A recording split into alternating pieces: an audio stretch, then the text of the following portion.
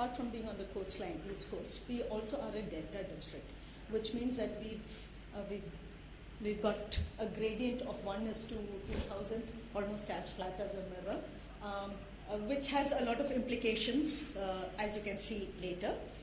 We have this very major interstate river called the Kaveri, which is between Karnataka and it comes to us. And Kaveri divides into two, and we are in between that. So we are the delta and the tail end of the delta. So we are actually the dustbin of Tamil Nadu and all other places, because wherever there are floodwaters, they keep diverting it till it comes to our place. And then if you see all those black lines, they are actually waterways. So you can see how a small place is crisscrossed with a lot of waterways. That is because at the tail end regulator, when the river, at the tail end regulator, you have irrigation canals and drainage canals which have been set up by the government itself. So this is how Nagapattinam is. It's almost like as if some mischievous child has shaved off the last bits of a place and made it into a district. So we have this long district which has about 78 coastal villages which were affected in the tsunami. But other than that, we are also known as a coastal district. We have a 187 kilometer coastline with a maximum width of something like just 30 kilometers. So it's just one narrow stretch of land. It has a lot of implications in terms of logistics for transportation and things like that. And the weirder fact is that this district is divided into two with another small little space in between which belongs to a totally different state. You see that gap over there? That is Karaikal. It's right in the center of Nagapattinam and it belongs to Pondicherry. It's a union territory. It does not belong to Tamil Nadu. So which means that we have to cross this place from North Nagapattinam to South Nagapattinam or any way up or down. And we have to cross bridges. And during the tsunami, these bridges were affected. So we had to go around about 20-30 kilometers just to come from Nagapattinam south to Nagapattinam north or vice versa. The peculiarities of this delta area is that we have droughts and floods in the same place and sometimes even within the same year. Last year we had that effect. We had droughts till a long time. We could not have cultivation, and all of a sudden we had floods at the tail end of the year. So the geographic thing of Nagapattinam, we have 11 blocks, 7 taluks. The geographical area, predominantly an agriculture-based district. Main cultivation is paddy. The groundwater potential, now this again, it's a deltaic phenomenon. The groundwater potential is like 5 blocks overexploited and 6 are already saline. Within the next 10 years or so, we will have a severe drinking water problem if we don't take care. We already have an irrigation problem. So our main problems, especially the gurus of climate change and all will be interested, are flooding, drainage problems, seawater intrusion, because when there is this interstate river gives us water for irrigation only during certain periods of the year because of the depletion of the quantum of water that is flowing in it. So we get water from somewhere in July to December. Meanwhile, when there is no flow in the river, it is dry, the basal flow is nil, which means that every time there is a tidal, there's a tide, high tide, the salt water from the sea comes in. And these irrigation and drainage networks were set in about 150 years ago. It was called the Grand Anicut Canal. And after that, the repairs and maintenance of this has been only taken up sporadically. What happens is that the government you have the centralized government system, then you have district level government, district level government system, then within the district you have the blocks, then within the block. So you have one office at the block level, and they have a budget, and depending on how much that budget can work out, you have small spaces of that river taken care of. So it is not a holistic river management process. It is just a small part of it so that the upstream and the downstream aspects are not taken care of. Just a wee little bit in the center would be taken care of. So constant such lack of maintenance of the river has led to very poor bunds, very weak spots in between, breaches in between, things like that. And so We are in between the devil and the deep blue sea, literally, because either during rains we are flooded, our farms are flooded with water, or during the summer season we are flooded with saline water. So either way we are flooded, but it only depends what water we are flooded with. So like I said, we are a predominantly agriculture district, so it has created havoc with the agriculture part.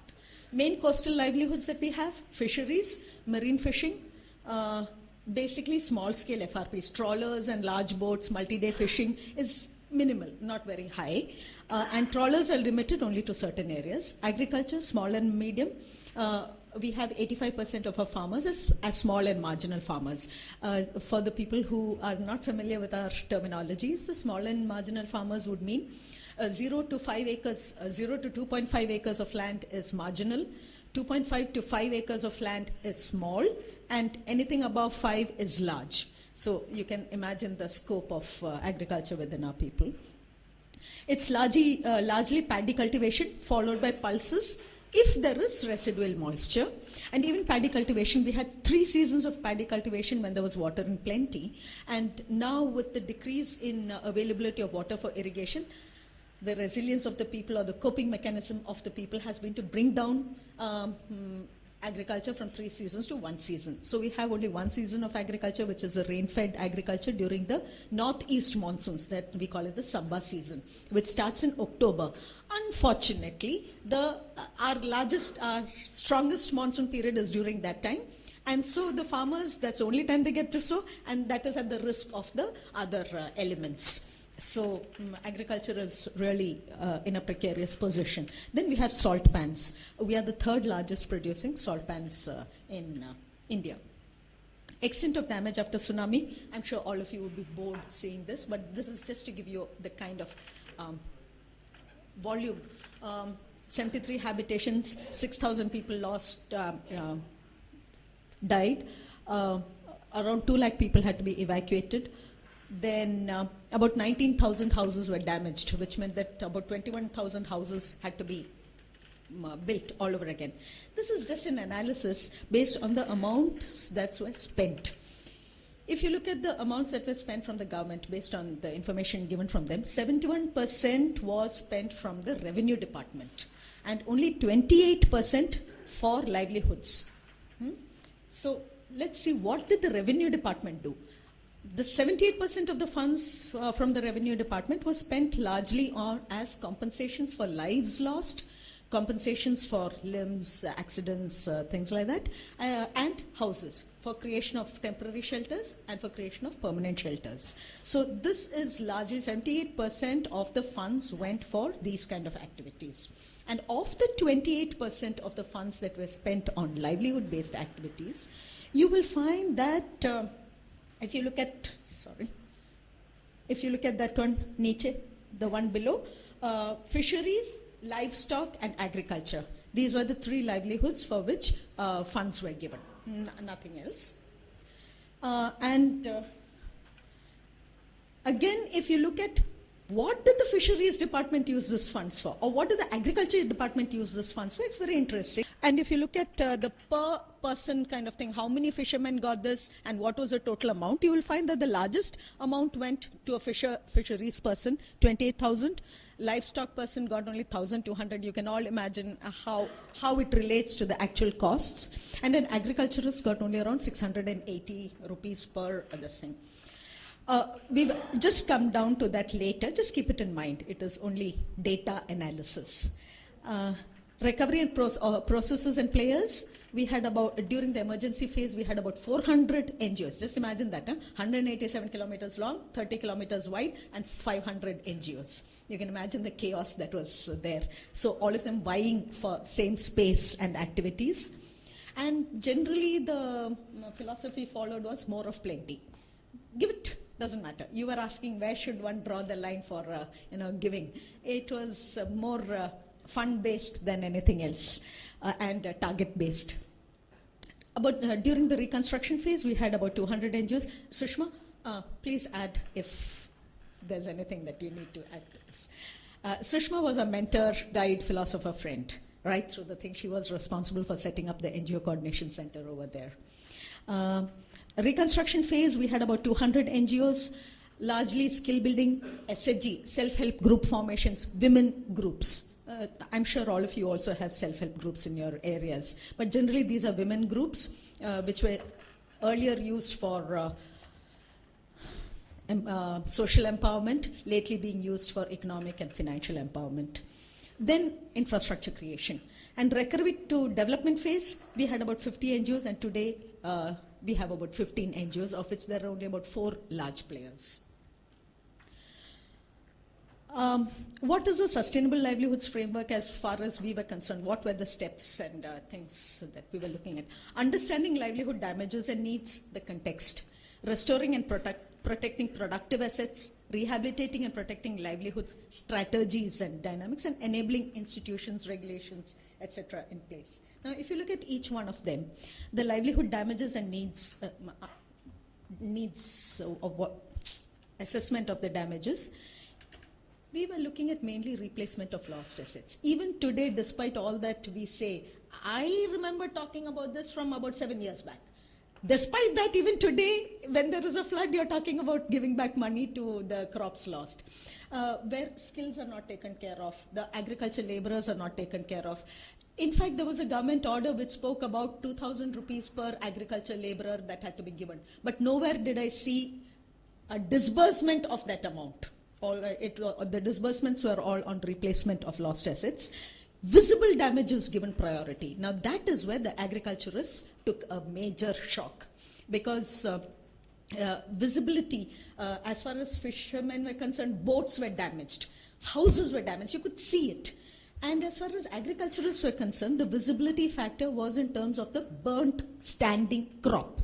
So what happens is, because of the high salinity content and paddy growing stage at that time, the salt really burns out this thing. So if you can see burnt crop over there, it means that land is affected, and that much of land is taken as lost, or it has to be compensated. But what about the areas which were left fallow, which didn't have crop, but the soil was affected due to salinity, which means it cannot be reclaimed, or it has huge process has to go into it to reclaim it for the next sowing. That was not taken care of. So it is the visible, what you see is what you get phenomenon. This is what we use in computer terminology generally, WYSIWYG phenomenon. But that is exactly what happens even during disasters. Restoring and protecting productive assets. It was the superimposition of the agrarian philosophy onto the fishing community. Because in the agrarian philosophy, one says that every additional cent of land cultivated will give you returns. But as far as the fisheries is concerned, that is not true, because even if you have more number of boats, the marine resources are limited. So the tools, increasing the tools does not necessarily give you returns. So we were superimposing this agrarian philosophy. And another thing that we did not realize is that asset creation or replacement in isolation does not actually facilitate restoration of livelihood security. If you look at the kind of interventions we went into, more boats, for example. For today, it may give you a larger income, because not income, your income generating activity, that potential is there, but the sustainability or the security aspect is not there. So you give them more boats are given. We generally follow this thing of, give them more boats. I have, all the NGOs had this thing of, we had this, it was more a donor-driven, more a fund-driven agenda. So it did not matter how many boats were given. My proposal was to give boats, and I have to give boats, and I don't care how many boats he has. It has to be done. So it was more boats, women boat owners. We had, we did exactly what Sushma was asking us in the morning. We used this opportunity for social re-engineering processes. So what happened is, the women are left out of the whole thing. That is ridiculous. So why don't you give women boats? And this is in a community where culturally women are not allowed to go into the sea because it's considered impure. So what did the women owners do? They had to depend on the men. And finally, it came round to them being cheated out of it, or them not knowing the dynamics of fishing and having to totally. Then finally, it says they sell the boat to the males, or they sell it elsewhere, or they run at a loss, whatever. But we tried this as a re-engineering process. And Dalits as boat owners. Now, that was another very interesting aspect. I'm sorry if I'm hurting anybody's sentiments if you were involved in these activities, but as far as the social re-engineering processes went in, it was a case of, if you don't have bread, let them eat cake, kind of a thing. So the not owners, you give them boats, you make them owners, you have another form that is group ownership. All pet hobby horses, this was seen as an area to work out all those kinds of hobby horse theories that you had. And today, none of it has worked. I mean, none of it is sustainable, is visible today. Everything has sort of broken down. Where it has worked is where fishing community members who have an idea about, who have this indigenous knowledge about fishing, who have an intricate knowledge about the entire dynamics of and the businesses of fishing, their giving of boats has helped. Even their giving of more boats has actually brought in destructive fishing practices. Because earlier what happened is you had only one FRP boat and you went in with it. Today you have 5 FRP boats. They have brought in a destructive form of fishing called the ring seine fishing. Earlier your nets were, just what one boat could handle. Today your nets are 1 kilometer wide, which 5 boats can handle and bring in together. And the size of the nets have also started decreasing. Earlier you had different nets for different species of fish. Now this is a developmental aspect. It has nothing to do with tsunami. Nevertheless, you're using those nets, which have small mesh sizes, with a 1 kilometer radius. You're catching all the fish in the sea, irrespective of whether they're fingerlings or sizes which are large enough, which means that your next crop is not going to be there. So there's going to be constant depletion of resources. And why did that happen? It happened only because you had enough number of boats to take out to the sea. So your thing of generosity has actually led to destructive practices, which has led to the non-sustainability of their livelihood itself. So what you did for their good actually turned out for their bad. Then attempts at development of alternate livelihoods, promoting entrepreneurships. This is a common factor. We call it the 3 Ps. It's not the public-private partnership. In our terminology, in the SNG terminology, it is a pickles, papads, petticoat approaches, where every, irrespective of what they are they fishing community members or are they tribals, or no, you teach them how to make pickles, you teach them how to make papads. Papads is, what do you call papads in English? Yeah, crunchies, things like that. Yeah? And pickles, of course, I'm sure you would also know pickles. And papads and petticoats. All of us wear saris. Nobody is wearing sari here, but under the sari, everybody has to have a petticoat. And so that is a sure seller. It will have a market. So women were taught that. Oh, Reshmi, sorry. Yeah. So anyway, irrespective of whether it would sell or not, whether they're good at it or not, whether markets or not, nothing of this was looked at. There was whole-scale skill building done. I remember the last workshop where I was talking about a village, where the entire women, the 35 to 40-year-old, they were given training in beauty treatment. You saw that in one of those clippings earlier. The entire women of that village given a beauty treatment training. And where would they set up a beauty salon? For whom would they set it up? No. All that is not our concern. Yes, see, our concern is to do and go. After that, it's your duty to make a living out of it or not. So, alternate livelihoods, again, all this happened during the intermediary phase, that is the reconstruction phase. But what is also sad was a blurring of lines between the development related issues and the disaster related issues. There are issues, yes, like for instance, if you look at the women, if you look at all the gender books, they will say that, oh, the women were very badly treated. The fishing communities are patriarchal communities, and so the women were not given any compensations. If you look at it from the Dalits' point of view, you'll have lots of books or lots of assessments which say that, oh, the Dalits were not given any.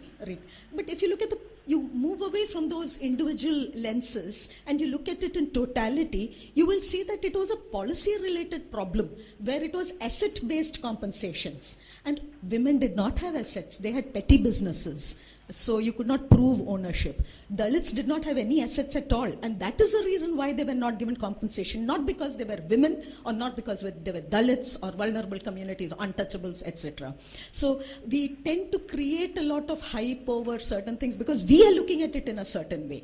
And so what happens is that we tend to lose out on the larger issue that is there prevailing. That was largely also because of our target-driven approaches. I will work only with Dalits. I will work only with the women-headed households. There are a lot of groups that come in like that with target-driven kind of approaches. It has created havoc during emergency phase. And it creates rats during emergency phase. And during the development phase also, there are places in Kadalur and all that where communities that were living together very amicably, mutually depending on each other, suddenly the Dalits get houses and the other communities don't get houses. Then there is a fight. Some of the life-saving approaches also did have negative impacts on the livelihood issues. For example, where we insist that the fishing communities have to move away from the very dangerous zone of 0 to 500 meters. So when we force them to move away from the 0 to 500 meters, that was a life-saving mechanism. But that would have affected their fishing practice, their livelihoods in the future. But you know, the communities are very good at matching these two. Their short-term, their life-saving and their short-term livelihood thing, they have this very good compromise and the way they look at these two, and we have to take that reality into account before we start giving houses. And the way Nagapatnam people did was fantastic. It made us as NGOs bow our heads in shame, because we had all our NGOs who said, no, don't move out of the coast, your livelihoods, your right, inalienable rights to the coast and things like that. And when the government was saying, no, we have to move them out. And we said, okay, go ask them whether they want to move. The government did it. They were very nice in that way. They went there and asked each of those households whether they would like to move. And more than 95% of the community, the fishing community, said yes, they would like to move. Because there was a carrot at the end of the stick. It was a free house, which was a RCC house, which was a big thing for them. It was also land in complete outright ownership, their ownership, which normally the fishing communities would not have. So that carrot was too attractive for them. So all of them, despite they said they'll move out. But the beauty of the fact is that 5 years down the line, they have their old house at the coast and they also have the new house, which is away. And they turned out to be more wily and more shrewd in their thinking than the others. So they have their own ways of dealing with this. Is it right? Is it wrong? I don't know. I'm not here to make that kind of a value judgment. Nevertheless, what I would like to say is this thing of they understand their dangers, they understand what it means for them, and they're used to taking those kind of trade-offs. And even petty traders. Nagaur and all those are tourism spots. So you had women. There the women were affected. From the house itself, you can use a shading kind of a thing, and you can have small little shop over there giving sweets and cold drinks and all that. But when they had to be moved out, they lost access to that tourism, pathway. And so a lot of women lost their trades, petty trades, because of that. But there was no way it could be proved that they had this, and so they did not get compensation. So livelihoods of the small and marginal enterprises have been quite badly affected.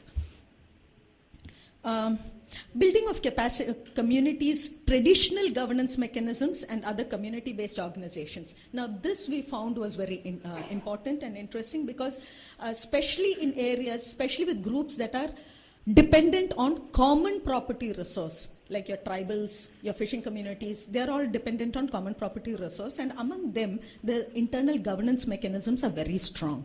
So if you're looking at equity, if you're looking at transparency, if you're looking those kinds of monitoring, those kinds of processes, it would be very good. We found it very helpful to move through them and we needed to build up their capacity so that they can also be clued into, it can be a good mutual understanding between the professional ways of looking at it and the traditional ways of looking at it. So the governance and the community-based organizations. And the livelihoods, coming down to the livelihood chain, especially agriculture and all that, all of us somehow believe that the moment you talk about agriculture, we talk about production. When you talk about fisheries, you talk about production. All of us start concentrating only on production, but actually there is a huge chain over there. There is production, harvesting, storage, value addition, transportation. Now all those are aspects which very few have looked at, especially in alternate livelihoods and creation of other businesses. So there's a need for an immediate revival of the local economy and the markets, which is generally unaddressed. We only look at production. For instance, Nagapattinam, Sushma was talking about indigenous seeds. Are we looking at seeds which are sustainable across and good for that area? Yes, we have 150 varieties of seeds which are good for that area. But the tragedy is that nobody is willing to buy that rice, because those seeds give us red rice. And Tamil Nadu is not a consumer of red rice. It consumes only white rice. Only Kerala consumes red rice. But the Tamil Nadu government and the Kerala government are at odds with each other, and this contractual agreement was broken, and so there is no flow of red rice between these governments. So then the people are, and the only buyer of rice in Tamil Nadu are the direct procurement centers, which does not buy this red rice. So what do we do with the seeds? We talk about sustainability, we talk about all this. But as long as there's no market, what does a farmer do producing that? So these are all issues that we need to look at when we are looking. So it's not just production. While you're reclaiming land, while you're talking about production, the others, the policymakers also have to look at the markets, the logistics, the roads, things like that. And the processes, the livelihood processes, we did a study recently where we found that the sustainable livelihoods and the most sustainable livelihoods where it was aligned with traditional livelihoods, where there is a comfort zone of the people. The markets, it has already evolved. They know how to deal with it. They know the forward and the backward linkages they are comfortable in dealing with. So wherever the interventions have been aligned with traditional livelihoods, those have been the most successful. And another very interesting factor that we saw was that where interventions have been spearheaded by NGOs who already have the sectoral expertise, whether it's in agriculture or whether it is in fisheries, those have also been very successful, because those are tried and tested methods. And the SOPs, the standard operating processes, are well in place. They move in, they know what's to be done, they do it. There's no space or room for mistakes, and it's optimal use of resources. And the risk reduction mechanisms, we talk about insurance, we talk about building back better, so insurance and risk transfer mechanisms, savings, etc. All those, we found it much better when it is bundled with other activities, day-to-day activities. So I think I'm running out of time. Larger things, enabling, this is the last thing, and it is very important, that is enabling institutions, regulations and processes. And there we find that development processes, especially in Nagapattinam, has been at cross purposes with all the livelihood interventions that are happening, because all the land is being taken over for power plants. We have 7 power plants coming up in that 187 kilometer. And then when we asked the minister about it, we were given this very nice answer saying, well, collateral damage, it's for the larger good. So you have the development processes which are at cross purposes. Then you have macro level general purpose regulations, which is contradictory to building up of resilience at micro levels. Then access to finance. We have so many rules and regulations that I am now reeling under a producer company debt of about 68 lakhs, just because there are different laws for development and different laws for business entities. And it's the transition from a development agency to a business entity.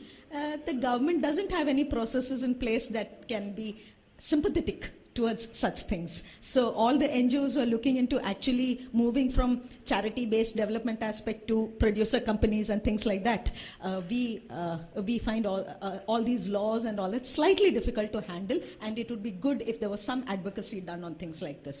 And so we desperately require an early recovery framework which looks at all these things and builds it into the larger developmental processes. This is ACHE's business plan, where they had very specific recovery plan on this thing.